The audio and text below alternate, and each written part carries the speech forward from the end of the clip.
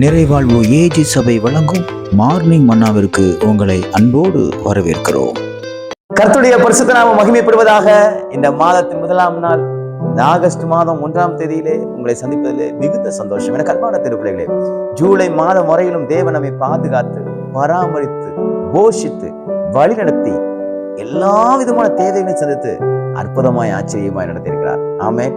எத்தனை பேர் ஆமென் என்று சொல்கிறேன் எனக்கு தெரியவில்லை. ஆனால் இந்த ஜூலை மாதம் தேவன் நமக்கு பாராட்டின கிருபை அது எவ்வளவு பெரியது, அவருடைய மகிமை எவ்வளவு மகத்துவமானது. ஆமென். பாருங்கள், ஜூலை மாதத்தை ஆசீர்வதித்து கொடுத்த ஆண்டவர் இந்த ஆகஸ்ட் மாதத்தையும் தேவன் நமக்கு ஆசீர்வதித்து கொடுக்க அவர் உண்மை உள்ளவராக இருக்கிறார். இந்த ஆகஸ்ட் மாதத்திலே நாம் முன்வைத்து செல்ல வேண்டிய ஒரு வேத வசனத்தை நான் உங்களுக்காக வாசிக்கிறேன். பாருங்கள், அப்போஸ்தலர் நடபடிகள் 27ஆம் அதிகாரம் 25வது வசனத்தினுடைய மைய பகுதி இப்படியாக சொல்லுகிறது: எனக்கு சொல்லப்பட்ட பிரகாரமாகவே நடக்கும் என்று தேவனிடத்தில் நம்பிக்கையாயிருக்கிறேன். பவுல் சொல்றாரு, நான் நம்பிக்கையா இருக்கிறேன்னு சொன்ன அந்த வார்த்தை உங்களுக்கு என்ன நம்பிக்கையா இருக்கிறேன், நானும் தான் கர்த்தர் மேல நம்பிக்கையா இருக்கிறேன் அப்படின்னு கூட நீங்க சாதாரண நீங்க எடுத்துக்கலாம். ஆனா சிச்சுவேஷன்ஸ், அதே பேக்ரவுண்ட் என்ன தெரியுமா? மரணமா ஜீவனா, பிழைப்போமா சாவோமா, இனி என் வாழ்க்கை எப்படி முடிய போகுதுன்னு எனக்கு தெரியல.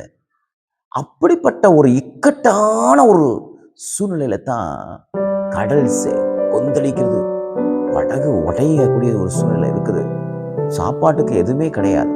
எங்க இருக்கிறோம்னு வெயிலும் தெரியல, டைமும் தெரியல, இடமும் தெரியல. இப்படிப்பட்ட ஒரு சிச்சுவேஷன்ல தான் பவுலுக்கு கர்த்தர் பேசுறார். பவுலே, பயப்படாத, நான் ஒரு குறிப்பிட்ட இடத்துல குறிப்பிட்ட நபருக்கு முன்பாக நான் உன்னை நிறுத்துவேன், நீ அதனால ஜனங்களிடத்துல சொல்லு அப்படின்னு தேவன் பட்சமாய் எழும்பி அவர் திருஷ்டாந்தமாய் பவுலோட பேசுகிறார். இந்த வார்த்தைய பவுல் என்ன செய்யறார்னா நம்புறார்.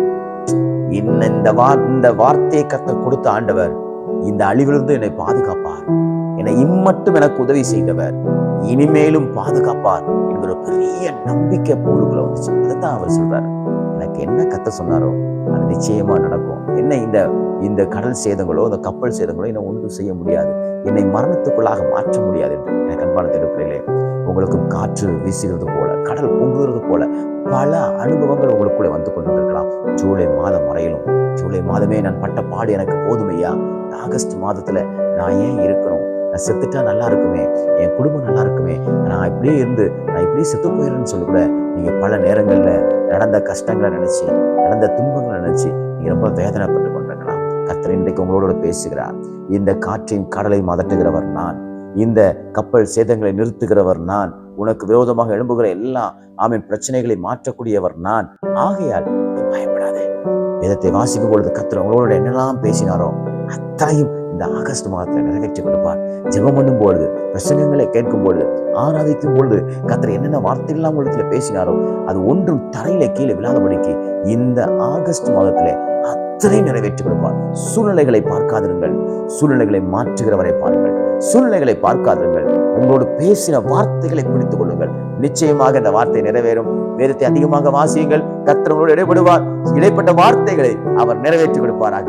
இந்த மாதம் உங்களுக்கு கர்த்தர் அற்புதங்களை செய்கிற மாதங்களாக மாத்திரமல்ல, அவர் சொன்ன வார்த்தைகளை நிறைவேற்றுகிற மாதங்களாக தேவன் மாற்றி கொடுப்பாராக. God bless you.